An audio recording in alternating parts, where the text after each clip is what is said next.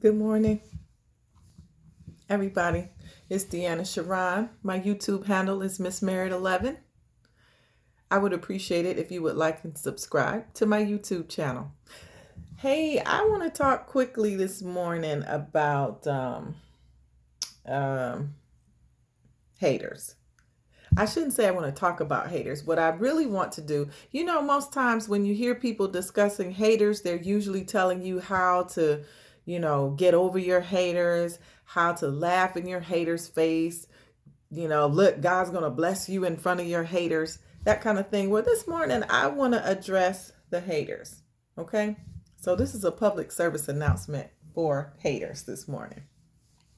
You ever wonder why you always seem to be jealous or mad at someone else's success, happiness, or just even their grind, right?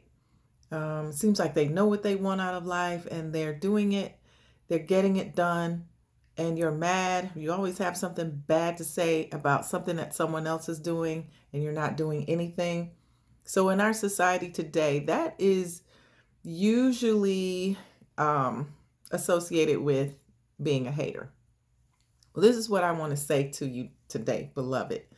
You can come out of that mode of hating. You really can. Let me tell you how. Go back to the last place that God gave you a directive or, gave you an unction to do something and you decided against it.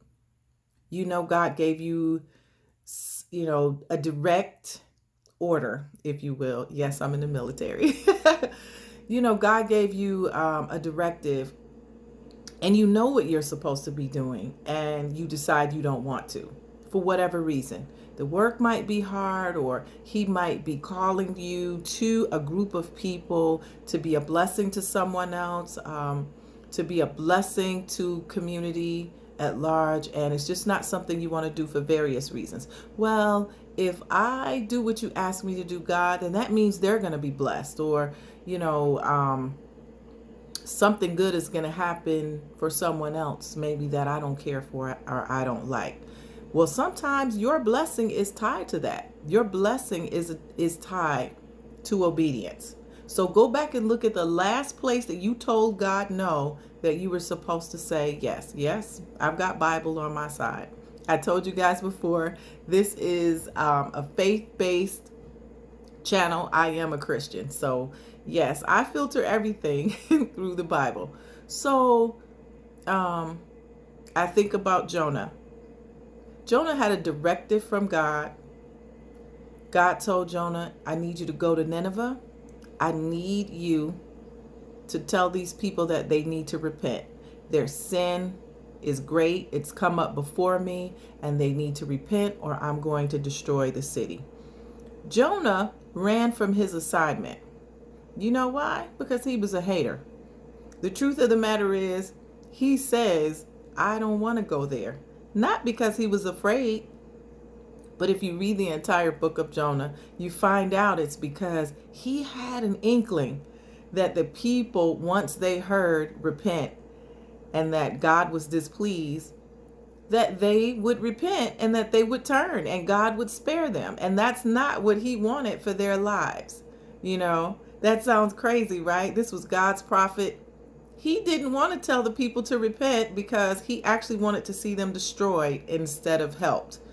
And yes, so you with your spiritual self, or you with, I guess, your carnal self, you have gifts, abilities, talents on the inside of you that you don't want to use because they're going to be a blessing to people that you may not necessarily like.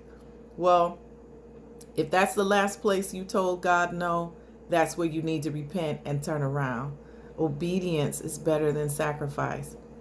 And who are we to say, who the Lord can change the heart and mind of? It's not his desire that any should perish. But if you don't do your job, if you're not on your post, that could happen. Also, think about that, beloved, when you get frustrated or you're angry. It seems that something's not going the way that you would like. Even if you're trying to do something good, or you are operating in a charitable way or a ministry or something, and it seems like, you're being taken for granted, or nobody cares about what you're doing, so you stop, or you decide you're going to sabotage whatever's happening because it's not going your way. That's not God, and He's not pleased. If you really want to be blessed, you've got to do it God's way. So that's just a brief public service announcement for the hater this morning. I want to see the hater win too. So I'm trying to give you a couple of tips on how you could do that. Go back to the last place that you told God no.